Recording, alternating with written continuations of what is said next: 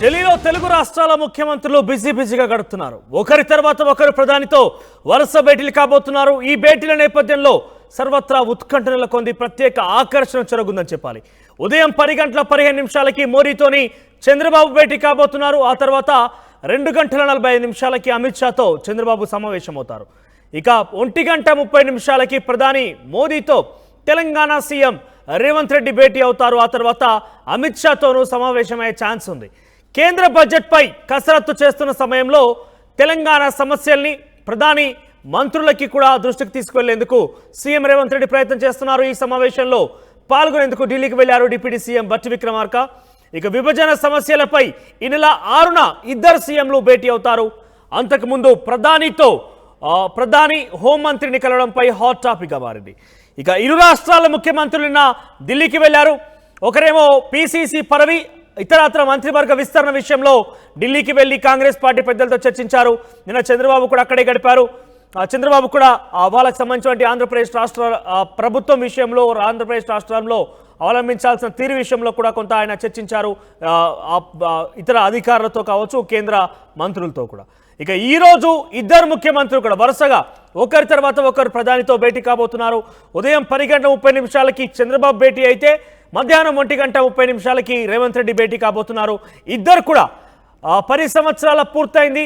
ఉమ్మడి రాజధాని హైదరాబాద్ కూడా 10 సంవత్సరాలు పూర్తి చేసుకుంది. ఇక 10 సంవత్సరాలు గడిచినప్పటికీ ఇంకా కూడా అపరిష్కృతంగా ఉన్నటువంటి విభజన చట్టం, రీఆర్గనైజేషన్ యాక్ట్ని ఏ రకంగా పూర్తి స్థాయిలో ఒక సొల్యూషన్ తీసుకురావాలి, ఇటు తెలంగాణ అటు ఆంధ్రప్రదేశ్కి కేంద్ర బడ్జెట్లో ఎటువంటి అవకాశం కల్పించాలి, ఇరు రాష్ట్రాల సమస్యల విషయంలో కూడా వేర్వేరుగా ఇద్దరు కూడా ప్రధానితో చర్చించబోతున్నారు. ప్రధానితో సమావేశం కాబోతున్నారు.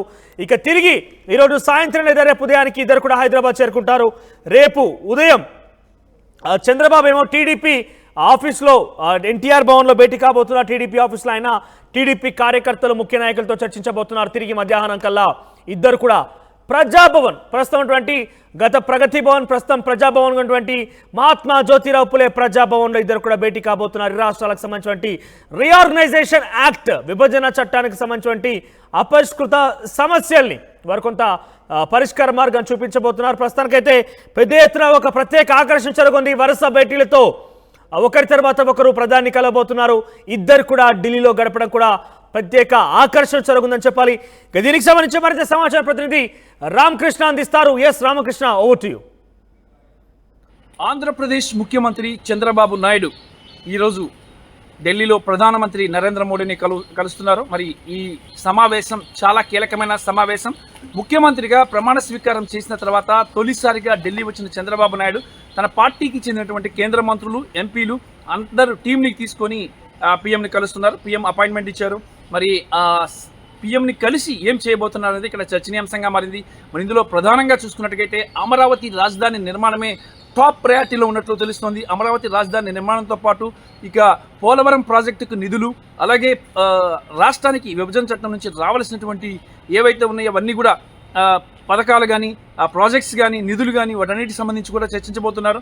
అలాగే తెలంగాణ రాష్ట్రానికి ఆంధ్రప్రదేశ్కి మధ్యన వివాదాల అంశాన్ని కూడా ప్రధాని దృష్టిలో పెడుతున్నారు. ప్రధాని ద్వారా, కేంద్రం ద్వారా వాటిని సానుకూలంగా పరిష్కరించుకోవాలని చెప్పేసి చూస్తున్నారు. ఎందుకంటే అక్కడ కూడా చంద్రబాబు నాయుడు శిష్యుడు రేవంత్ రెడ్డి సీఎంగా ఉన్నారు. మరి ఈ నేపథ్యంలో ఇక ఆంధ్ర తెలంగాణల మధ్య ఇప్పుడు ఒక మంచి వాతావరణం నెలకొల్పడానికి కేంద్రం కూడా సహకరించాలి అని చెప్పేసి కోరుతున్నారు. దీనివల్ల ఏంటంటే అటు తెలంగాణకి బెనిఫిట్ జరుగుతుంది, ఇటు ఆంధ్రాకి బెనిఫిట్ జరుగుతుంది. ఇక క్వైట్గా చూసుకున్నట్టయితే తెలంగాణలో కాంగ్రెస్ ప్రభుత్వం ఉంది, ఆంధ్రాలో ఎన్డీఏ ఉంది.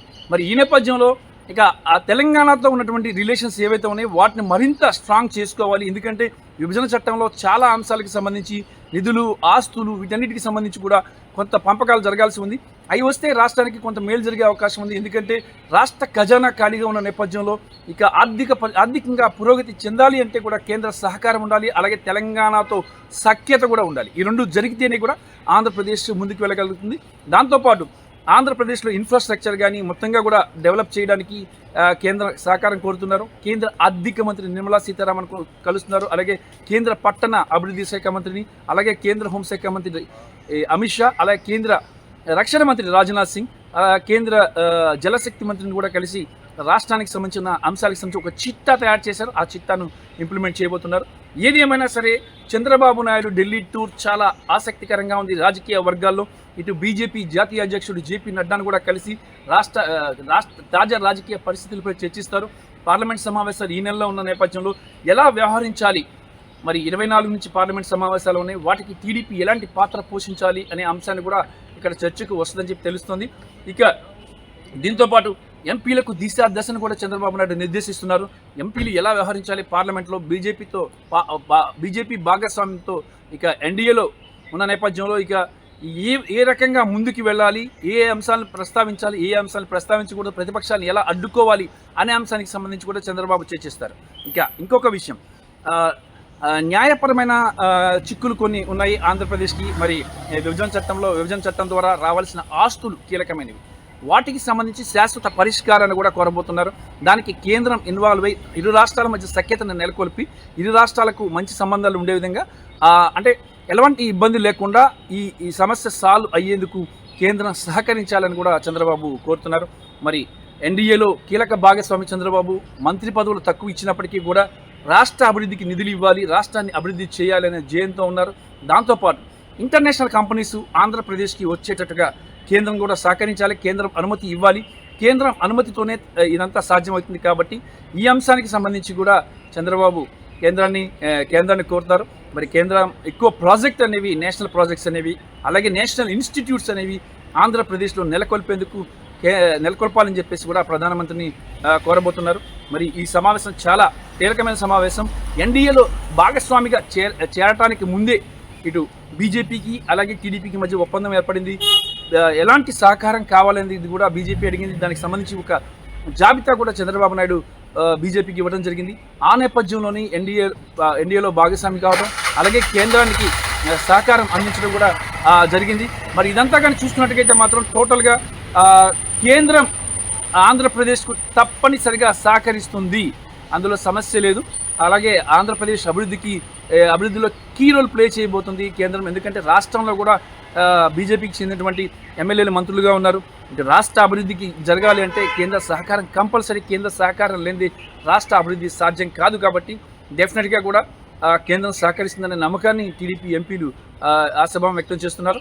ఏది ఏమైనా సరే ఇవాళ రేపు ఢిల్లీలోనే ఉండి చంద్రబాబు నాయుడు పలువురు కీలకమైనటువంటి కేంద్ర మంత్రులు అలాగే నీతి ఆయోగ్ చైర్మన్ కూడా కలుస్తారు. ఇక టోటల్గా కూడా ఏమాత్రం టైం వేస్ట్ చేయకుండా కేంద్రం నుంచి ఎంతవరకు లాగాలి, అంటే ఎంతవరకు రాష్ట్రానికి తీసుకురావాలి నిధులు అనేదే ప్రధాన ఉద్దేశంతో చంద్రబాబు నాయుడు ఢిల్లీ వచ్చారు. డెఫినెట్గా అది సక్సెస్ అవుతుంది. అలాగే కేంద్రం కూడా సహకరిస్తుందని చెప్పేసి రాజకీయ వర్గాల నుంచి అందుతున్న సమాచారం. రామకృష్ణ, RTV, న్యూఢిల్లీ.